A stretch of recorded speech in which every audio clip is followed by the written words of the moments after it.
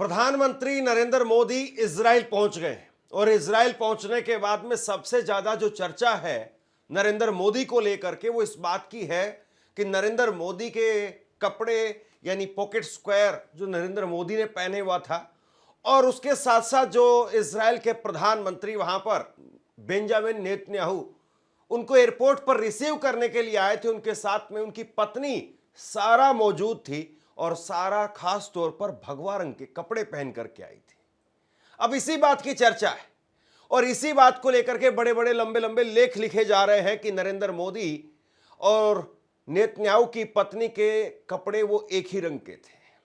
अब ये गजब इत्तेफाक की बात है, ये संयोग है या प्रयोग है पता नहीं, लेकिन सवाल इस बीच में ये उठ रहा है कि नरेंद्र मोदी ऐसे समय पर जब ईरान के ऊपर किसी भी वक्त में कहा जा रहा है कि हमला हो सकता है, अमेरिका किसी भी वक्त में हमला कर सकता है, ऐसे वक्त में आप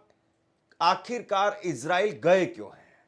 जब ईरान जो हमारा बहुत पुराना और खास तौर पर अगर इजराइल के मुकाबले में आप देखें तो बहुत पुराना और बहुत खास एक साझेदार हमारा मित्र रहा है और ऐसे में उसके ऊपर अगर हमला होने वाला है और इजराइल की धरती को इस्तेमाल किया जाएगा, इजराइल के धरती के ऊपर इस वक्त में अमेरिका के एयरक्राफ्ट जंगी जहाज वो उतर रहे हैं, ऐसे में आप देश और दुनिया को क्या संदेश दे रहे हैं, आप अरब मुल्कों को क्या संदेश दे रहे हैं, ये सबसे बड़ा सवाल है। ऐसे में बेंजामिन नेतन्याहू एक वीडियो पोस्ट करते हैं और बड़ी बात यह है कि जब भी इस तरीके की कोई पोस्ट की जाती है, कोई वीडियो इस तरीके की पोस्ट की जाती है तो उसमें आवाज को बंद रखा जाता है, लेकिन नेतन्याहू ने शायद इस बात को पूछा नहीं या कंफर्म नहीं किया कि आवाज खुली रखनी है या बंद रखनी है और उन्होंने आवाज के साथ में इस वीडियो को पोस्ट कर दिया। आप बहुत गौर से देखिएगा कि नेतन्याहू और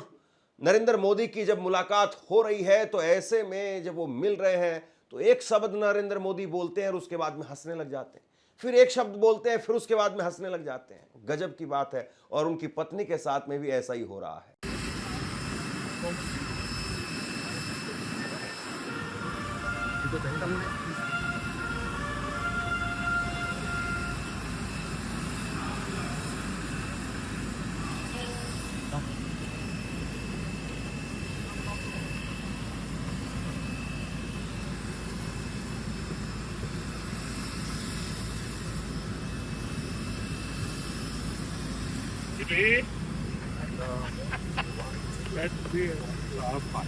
Good to see you.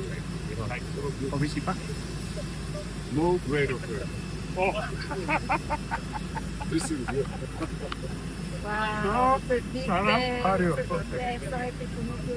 You see what you want? You see, look at the Yes, my color. brother.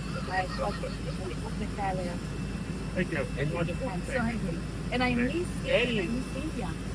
What's down there? So wonderful country. What to It's a wonderful I leader. cannot. I know. It's because of you. It was wonderful. And welcome, my friend. My friend. Narendra Modi साहब की ये 2 दिनों की यात्रा है, राजकीय यात्रा है और इन 2 दिनों की यात्रा में उनके साथ में वो कौन कौन से समझौते लेकर के आएंगे और भारत को क्या फायदा होगा इसका तो यात्रा खत्म होने के बाद में ही पता चल पाएगा और कई बार ऐसा भी होता है कि तब भी पता नहीं चल पाता है। यानी सिर्फ और सिर्फ चर्चा जो है वो किसने किसकी झप्पी ली, किसने क्या रंग के कपड़े पहने, किसने किसको हाथ जो हिला करके जो है वो अभिवादन स्वीकार किया, किसने किसके साथ में हाथ मिलाया, इन्हीं सारी बातों की कौन छतरी खोल रहा है, इन्हीं सारी चीजों की जो चर्चा होती है, बाकी चर्चा हो नहीं पाती है। और अब मीडिया के अंदर भी खास तौर पर इसी बात की लेकर के चर्चा हो रही है कि देखो साहब एक ही रंग के कपड़े पहन करके आए हैं, लेकिन साहब बात यह है कि आप ये एक ही रंग के कपड़े पहन करके किसको संदेश दे रहे हैं? क्या आप ईरान को संदेश दे रहे हैं कि अब हम पूरी तरह से इजराइल के साथ में और अमेरिका के साथ में खड़े हो गए? अब आप रूस को बता रहे हैं कि नहीं भाई अब हम इजराइल और अमेरिका के साथ ही रहेंगे? जो हमारे पुराने साझेदार हैं, जो हमारे पुराने मित्र हैं, जो विश्वसनीय हैं, भरोसेमंद हैं, रूस के साथ में आप तेल लेना खत्म कर चुके हैं तकरीबन। ट्रंप जो कुछ कह रहा है वो करने के लिए मजबूर हैं और ऐसे में आपने ईरान को भी एक तरीके से अकेला छोड़ दिया, उसके हाल पर छोड़ दिया। और जब युद्ध के साए में पूरा मिडिल ईस्ट इस वक्त में है, ऐसे में आप इजराइल की धरती पर जा रहे हैं, वहां पर हंसी ठिठोली हो रही है, एक रंग के कपड़े पहन करके बताया जा रहा है कि साहब हम एक हैं, लेकिन वो इजराइल जो लगातार फिलिस्तीन के ऊपर कहर बरपाता है, क्या आप जब इजराइल के प्रधानमंत्री से जब मिल रहे हैं तो क्या गजा के बच्चों की बात आप कर पाएंगे, क्या फिलिस्तीन के बच्चों की बात आप कर पाएंगे? प्रियंका गांधी ने इसको लेकर के एक ट्वीट किया है और उसमें प्रधानमंत्री नरेंद्र मोदी से कुछ तीखे सवाल पूछे, उस पर कुछ देर बाद में बात करते हैं।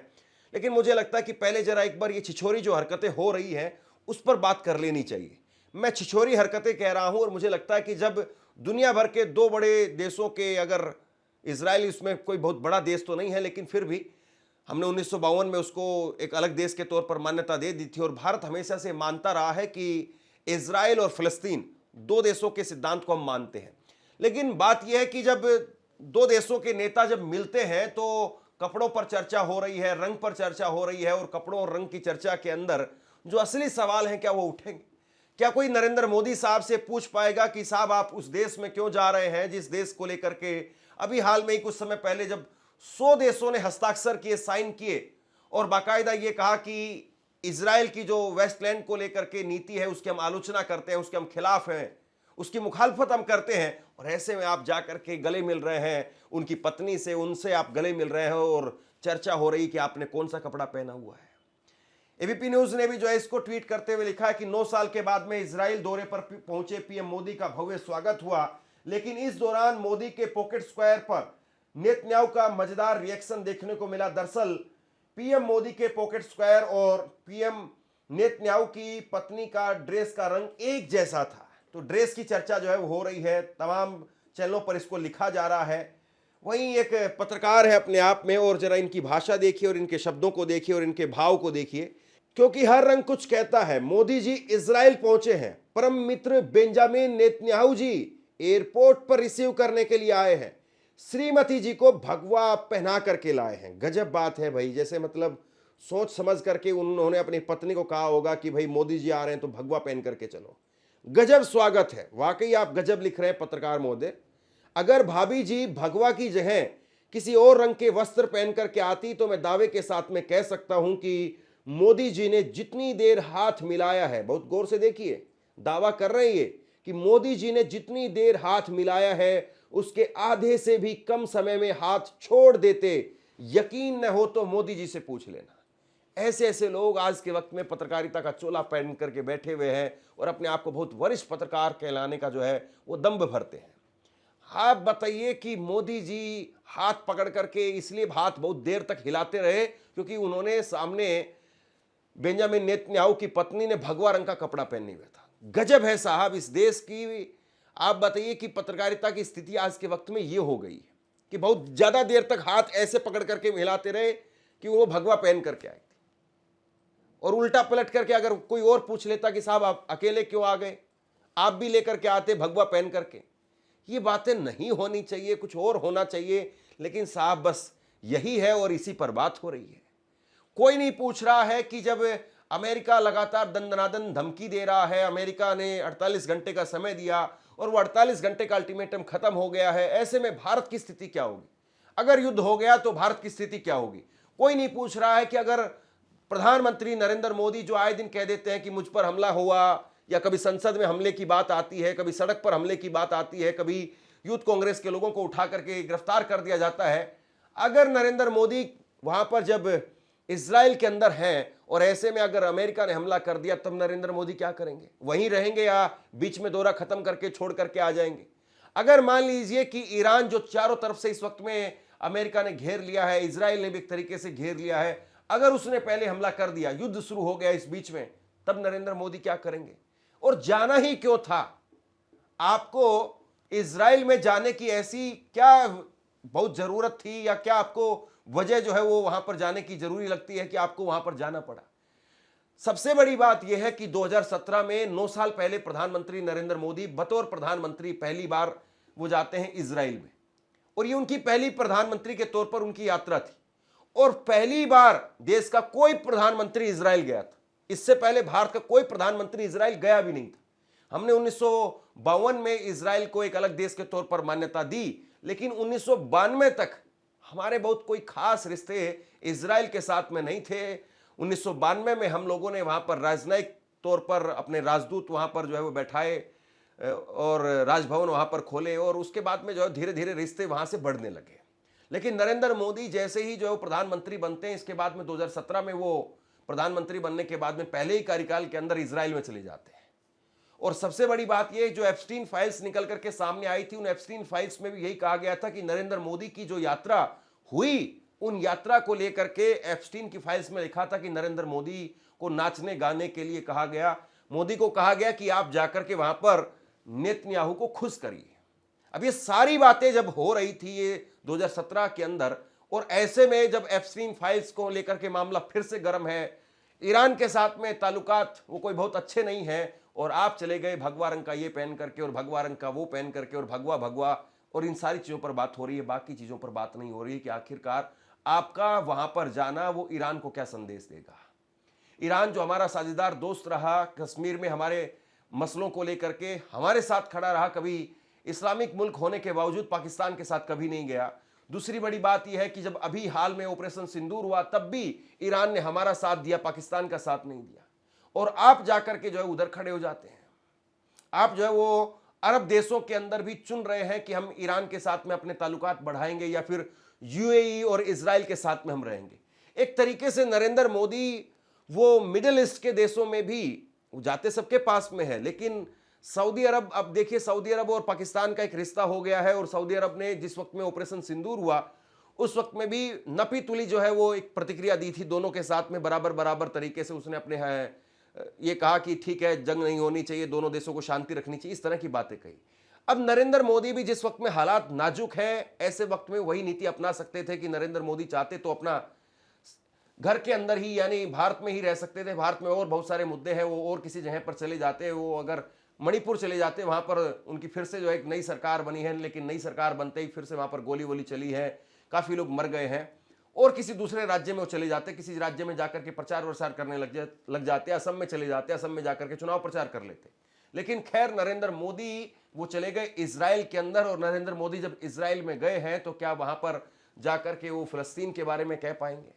जब नरेंद्र मोदी कपड़ों को लेकर के इतने चिंतित है और उसको लेकर के बात हो रही है, तो क्या उस पर भी बात हो पाएगी? कांग्रेस की तरफ से कहा गया है कि नरेंद्र मोदी डील रद्द किए बिना ही इजराइल चले गए हैं, अब की बार वहां किसके कहने पर देश के हितों का सौदा करके आएंगे। तो कांग्रेस पार्टी कह रही कि भाई राहुल गांधी ने चैलेंज दिया था आपको कि जब अमेरिका की सुप्रीम कोर्ट ने कह दिया है कि ट्रंप के जो टैरिफ नीति है वो सही नहीं है, उसको हम रद्द कर रहे हैं, और दुनिया भर के तमाम देश वो अमेरिका के साथ में अपनी टैरिफ नीति को लेकर के दोबारा से नेगोशिएट कर रहे हैं, री नेगोशिएट जो है वो कर रहे हैं, और ऐसे में आप ट्रंप के साथ में जो टैरिफ की नीति थी आपकी, उसको रद्द क्यों नहीं कर रहे हैं? और इस बीच में आप फिर से इजराइल चले गए हैं, और इजराइल जाकर के कौन सा आप जो है समझौता वहां पर करके आएंगे पता नहीं है। वहीं प्रियंका गांधी ने इसको लेकर के कहा, मुझे आशा है कि माननीय प्रधानमंत्री नरेंद्र मोदी जी इजराइल की अपनी आगामी यात्रा के दौरान संसद को संबोधित करते हुए गाजा में हमारे हजारों निर्दोष पुरुषों, महिलाओं और बच्चों के नरसंहार का उल्लेख करेंगे और उनके लिए न्याय की मांग करेंगे। तो प्रियंका गांधी जो बात कह रही है, क्या नरेंद्र मोदी उसके आसपास भी पहुंच पाएंगे, या फिर मुमकिन ही नहीं है कि नरेंद्र मोदी वो इजराइल से, नेतन्याहू से इस बारे में बात भी कर पाएं कि आप गाजा के अंदर आखिरकार हजारों मासूम निर्दोष बच्चों के ऊपर जुल्म क्यों कर रहे हैं, महिलाओं के ऊपर जुल्म क्यों कर रहे हैं, और खास तौर पर रमजान के मौके पर या और दूसरे मौकों पर आप आखिरकार इस तरह से वहां पर नरसंहार जैसी स्थिति क्यों पैदा आपने की हुई है। और दूसरी बड़ी बात यह है कि दुनिया भर के अलग अलग मुल्कों से जब कभी भी वहां पर मानवीय मदद भी अगर पहुंचाई जाती है तो उस मानवीय मदद को भी इजराइल रोक देता है, या जो मानवीय मदद पहुंचाने वाले ट्रक है जिसमें सामान ले जाया जाता है उनको भी बॉर्डर्स पर रोक दिया जाता है ताकि वो सामान खराब हो जाए। जब इस तरीके की इजराइल की नीति है, इस तरीके की इजराइल की सोच है, और ऐसे में आप वहां पर जाकर के कपड़ों से कपड़े मिला रहे हैं, कपड़ों से कपड़ों के रंग को लेकर के बहस हो रही है, क्या वाकई ये सही है? ये बहुत बड़ा सवाल है। आपसे कुछ कहना चाहता हूं। आज के वक्त में पत्रकारिता करना कितना मुश्किल काम है, लेकिन अगर ऐसे में भी कोई आपकी खबर दिखा रहा है, कोई आपके मुद्दे पर बात कर रहा है, तो आपको भी उसका साथ देना चाहिए। अगर आपको लगता है कि मेरी पत्रकारिता सही है, मैं आपके लिए आपकी खबर वो दिखा रहा हूं, तो ऐसे में आप मेरा सहयोग कीजिए। आप इस वीडियो को जब लाइक करेंगे तो लाइक के साथ में ही एक थैंक्स का बटन आपको दिखाई देगा, उस थैंक्स के बटन पर आप क्लिक कीजिए और जो भी सहयोग राशि दे सकते हैं वो दीजिए। दूसरा, आप चैनल को ज्वाइन कर सकते हैं और चैनल को ज्वाइन करके भी मुझे मदद कर सकते हैं। अब दो बातें यहां पर आप समझिए कि नेतन्याहू नरेंद्र मोदी का इस वक्त में जोर शोर के साथ में, गर्मजोशी के साथ में स्वागत कर रहे हैं। ये तस्वीर आप देखिए, नेतन्याहू लगातार वहां पर ट्वीट कर रहे हैं, हिंदी में लिख रहे हैं कि आपका स्वागत है मेरे दोस्त, और बहुत तरह की बातें जो नरेंद्र मोदी को लेकर के, इंडिया को लेकर के नेतन्याहू की तरफ से लिखी गई है। और वहां के अखबारों के अंदर भी नमस्ते लिखा गया है। अखिलेश शर्मा ने ट्वीट किया है कि जेरूसलम पोस्ट के अंदर प्रधानमंत्री नरेंद्र मोदी को लेकर के पहले पन्ने पर उनकी फोटो छापी गई है, आज नरेंद्र मोदी का स्वागत करते हुए वेलकम मोदी, और इसमें हिंदी के अंदर नमस्ते लिखा गया है। दरअसल जिस तरीके की गोदी मीडिया यहाँ पर है, उसी तरीके से गोदी मीडिया वहाँ पर भी है, और जाहिर सी बात है गोदी मीडिया वही चाहेगी जो सरकार कहेगी, और गोदी मीडिया वही करेगी जो सरकार कहेगी। तो यहाँ आपको पता है कि अडानी साहब का चैनल हो गया है एनडीटीवी, और एनडीटीवी के पत्रकारों को भी आजकल यही काम है। अगर मान लीजिए कि कोई और दूसरा छुटभैया नेता करता तो समझ में भी आता, या दूसरा छुटभैया कोई पत्रकार करता तो समझ में आता, लेकिन अखिलेश शर्मा जिन्होंने अपनी उम्र गुजार दी एनडीटीवी के अंदर, हालांकि तब भी बीजेपी को ही कवर करने वाले पत्रकार थे, और ये लिख रहे हैं कि जेरूसलम के अंदर इस तरीके से नरेंद्र मोदी का स्वागत हो रहा है। लेकिन इसमें कोई बहुत आश्चर्य वाली बात नहीं है, लेकिन इसको ऐसे बढ़ा चढ़ा करके बताया जा रहा है कि ना जाने वहां पर कौन सा खिताब मिल गया हो, और खिताब अगर मिल भी जाए तो उससे भी बड़ा सवाल यह है कि भारत के हितों का समझौता क्या वाकई हो रहा है, या भारत की जो नीति रही है, विदेश नीति रही है, या भारत की फिलिस्तीन को लेकर के, ईरान को लेकर के, रूस को लेकर के जो संबंध आपसी रहे हैं, क्या वो इस यात्रा से डिस्टर्ब हो रहे हैं या नहीं हो रहे हैं। ये सबसे बड़ा सवाल है। क्या अकेले इजराइल के साथ में जाने की कीमत हम ईरान के साथ में अपने संबंधों को तोड़ करके चुकाएंगे, ये बहुत बड़ा सवाल है। क्या ईरान को ऐसे समय में हम अपना दुश्मन बना रहे हैं जिस तरीके से हम इस वक्त में इजराइल में जा रहे हैं। मैं इस बात को बार बार इसलिए कह रहा हूं क्योंकि ये बात बहुत जरूरी है, और ऐसे में आप सोचिए कि आपके किसी दोस्त के साथ में संबंध है, और आपके दोस्त की और उनके पड़ोसी के साथ में जो है वो आपस में लड़ाई चल रही है, और आप जो है उनके पड़ोसी जिनके साथ में उनकी लड़ाई हो रही है उसकी घर पर जाते हैं, और उनके घर पर जाकर के किसी शादी ब्याह के कार्यक्रम में डीजे पर नाचते हैं, और ऐसे में आप बगल के मुल्क में जो है वो नहीं जाएंगे, जाहिर सी बात है। लेकिन आप सोचिए कि जो आपका बरसों बरस से मित्र रहा उसके साथ में आप किस तरह का व्यवहार कर रहे हैं, और आने वाले वक्त में इसकी क्या कीमत भारत को चुकानी पड़ेगी, ये तो वक्त ही बताएगा। और सबसे बड़ी बात यह है कि अगर ये जंग हुई भी तो इस जंग में नरेंद्र मोदी ने एक तरीके से पहले ही साफ कर दिया कि वो किसके साथ में जाएंगे। हालांकि भारत बहुत हद तक ये भी है कि अब चुप्पी साध ले, और नरेंद्र मोदी बहुत हद तक ये भी हो सकता है कि इस पर रिएक्ट ना करें, और ये भी हो सकता है कि जिस तरीके से पिछले 12 दिनों की जो एक जंग देखने को मिली इजराइल के साथ में ईरान की, और उसमें इजराइल को एक तरीके से रुला दिया था ईरान ने, और ईरान के साथ में जो जंग हुई इजराइल की, और अब ईरान की तरफ से कहा जा रहा है कि हम इस बार कोई रेड लाइन नहीं रखेंगे, कहीं किसी प्रकार की हमारे लिए कोई सीमा नहीं होगी। अगर युद्ध हुआ तो फिर आर पार का युद्ध होगा, जंग हुई तो आर पार की जंग होगी, और इसमें हम यूएई के उनके अमेरिकी एयरबेस पर वहां पर भी हमला करेंगे, इजराइल पर भी हमला करेंगे, सऊदी अरब के अंदर भी हमला करेंगे, और अमेरिका के जहां तहां जंगी जाजी बेड़े हैं उनके ऊपर भी हमारी मिसाइलों का जखीरा वो बरसेगा। तो बहरहाल नरेंद्र मोदी गए हैं, 2 दिनों की यात्रा है, और नरेंद्र मोदी की इन 2 दिनों की यात्रा, और क्या इस बीच में ही कुछ बड़ा धमाका होगा, या फिर इस यात्रा का इंतजार किया जा रहा है, और इस यात्रा के खत्म होने के बाद में कोई बड़ा धमाका होगा, यानी युद्ध होगा, या फिर युद्ध अभी कुछ समय के लिए और टाला जाएगा, या फिर युद्ध तो तय हो चुका है, बस उल्टी गिनती इसमें शुरू है, और वो गिनती कब खत्म होती है इंतजार इस बात का है। आप क्या सोचते हैं नीचे कमेंट बॉक्स में लिख करके जरूर बताइए, इस खबर को शेयर कीजिए। धन्यवाद।